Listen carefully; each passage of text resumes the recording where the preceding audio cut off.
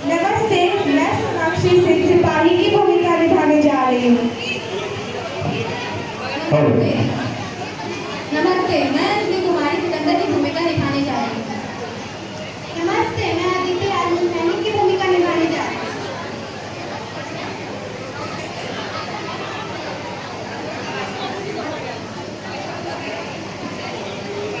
नमस्ते, मैं छवि कुमारी आज पूर्व की भूमिका निभाने जा रही हूँ। नमस्ते, मैं दर्शना विदुषी आज सैनिकों की भूमिका निभाने जा रही हूँ। नमस्ते, मैं महामंत्री की भूमिका निभाने जा रहा हूँ। नमस्ते, मैं आयुष भूमिका निभाने जा रहा हूँ। पहला दृश्य राजा पुरु का दरबार। राजा पुरु का दरबार लगा है। मंत्री, सेनापति और दरबारी सभी लोग चिंतित बैठे हैं। एक सैनिक का प्रवेश।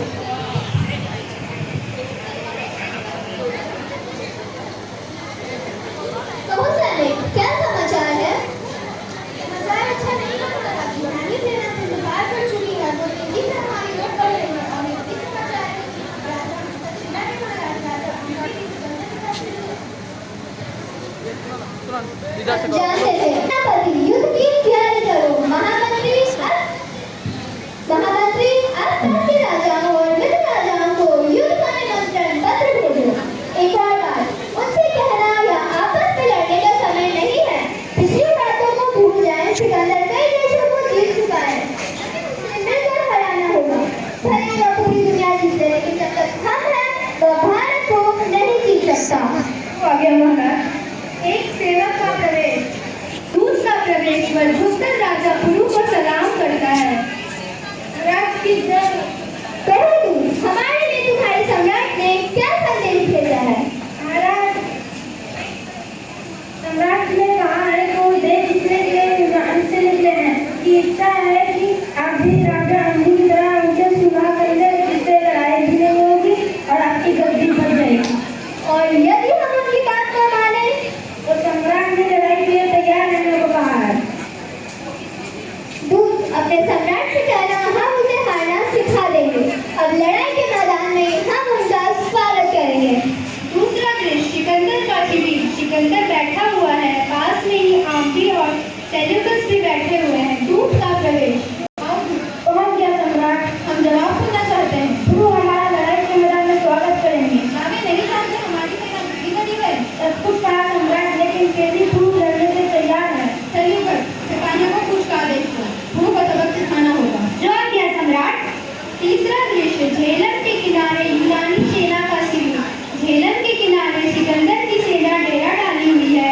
नदी चढ़ी हुई है, तेज पानी बरस रहा है। अंधेरे में बिजली की चमक और बादलों की गड़गड़ाहट सुनाई पड़ रही है।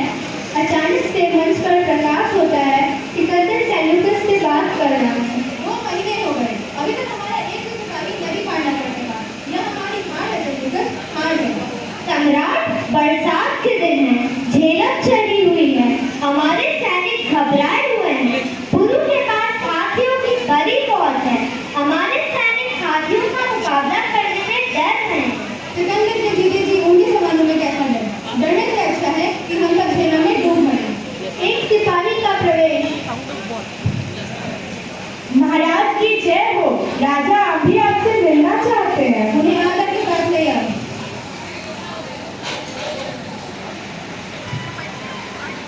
प्रणाम सम्राट।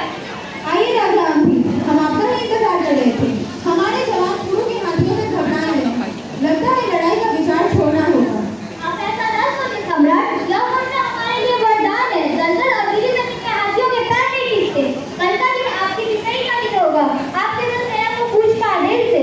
आदेश देने से क्या होगा? तेरा झेलम कैसे पार करेगी? सम्राट, यह मेरे ऊपर छोड़ दे। यहाँ से थोड़ी दूर बाद नदी के पीछे टापू है, वहाँ नदी कम गहरी है, सेना वहाँ से पार हो जाएंगी। सेल्यूकस, सिपाहियों को पूछ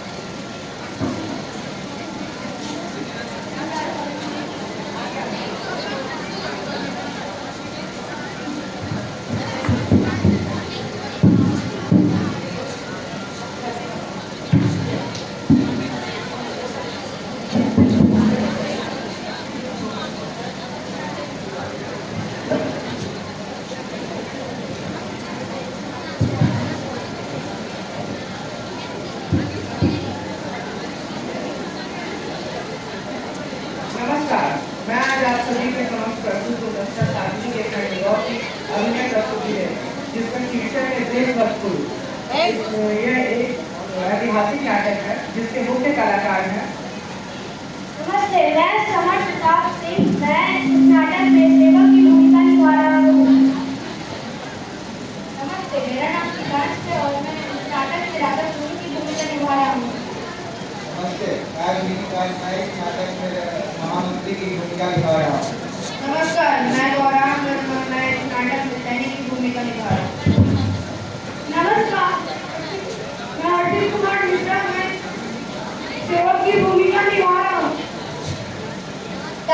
मैं नंद कुमार मेरे सेनापति के भूमिका। नमस्कार, मैं अभिनव राय।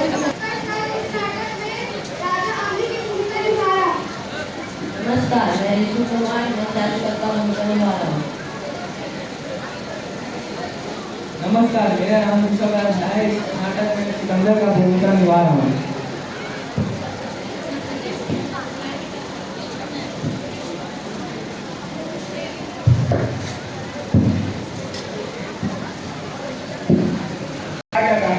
मंत्री, सेनापति और दरबारी सभी लोग सिंदूर बैठे हैं।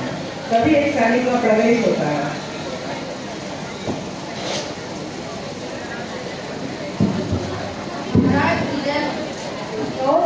क्या समाचार है? समाचार अच्छी नहीं है महाराज। ना ही सेना सिंदूर पार कर रही है तथा हमारी ओर प्रकट वेग से बढ़ी चली आ रही है। साथ ही साथ यही समाचार मिला है कि कश्मीर के सम्राट राजा अम्बी के सिकंदर के साथ सम्मिलित हो गए। हम जानते हैं कि अभी ऐसा ही करेगा। वह एक देशद्रोही है। अब हमें सिकंदर के साथ उसे भी सबक सिखाना पड़ेगा। सेनापति, युद्ध की तैयारी करो। महामंत्री, आसपास के सारे मित्र राजाओं को युद्ध करने में तेज बचने की है। जो आ गया महाराज। एक बात और, उनसे कहना जब वापस निकलने का समय नहीं है वो पिछली बातें भूल जाए। भले ही उनकी कदर कई देश का हो, मगर हम उसके साथ उसका हारा नहीं होगा।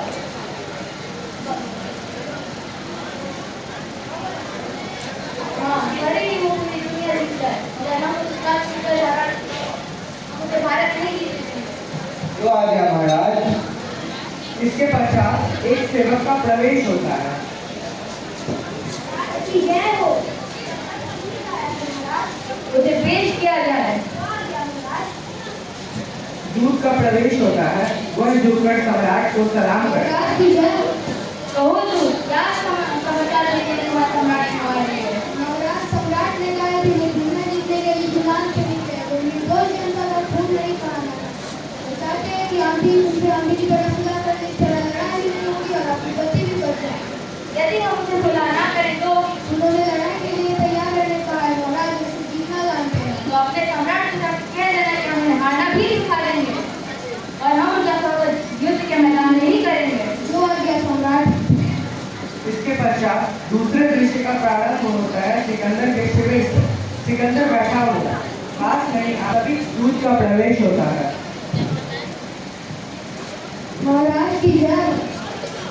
आओ दूत, हमारा संदेश गुरु तक पहुंचा। बहुत किया सम्राट। हम जवाब सुनना चाहते हैं। उन्होंने कहा कि वे हमारा स्वागत जंग के मैदान में ही करेंगे। क्या वो नहीं जानते कि हमारी सेना कितनी बड़ी है? सब कुछ कहा महाराज, फिर भी वो लड़ने के लिए तैयार है। सैल्यूटर, सिपाहियों को कुछ का आदेश दो। गुरु को सबक सिखाना ही होगा।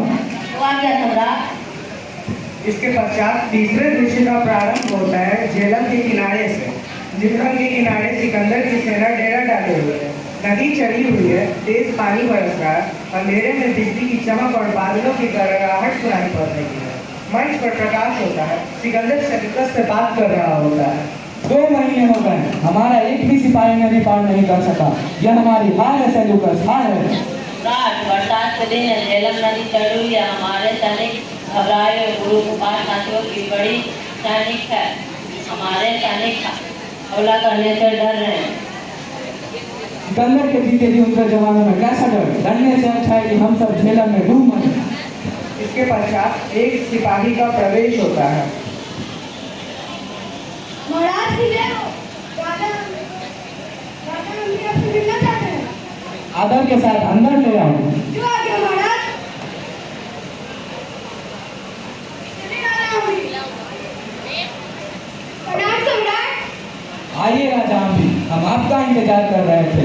हमारे जवान पड़ों पे हाथियों से घबराए हुए हैं। लगता है लड़ाई का विचार छोड़ना होगा। अब ऐसा ना सोचिए सम्राट, यह बर्तन हमारे लिए वरदान का विषय है। लंदन और किसी हाथियों के पैर नहीं टिकते, कैसा होगा? आप बस केवल सेना को इसका आदेश दें।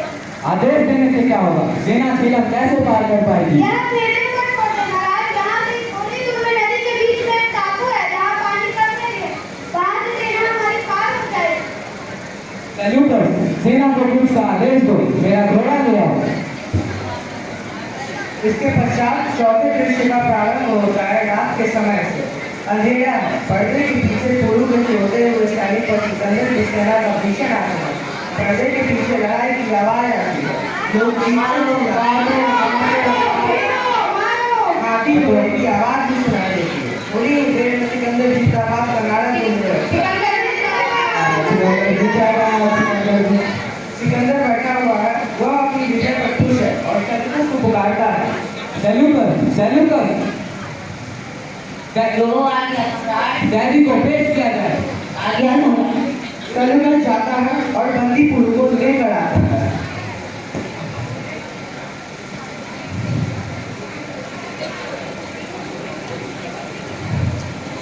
आइए राजा पुरु, अब आपने सिकंदर की वीरता देख ली।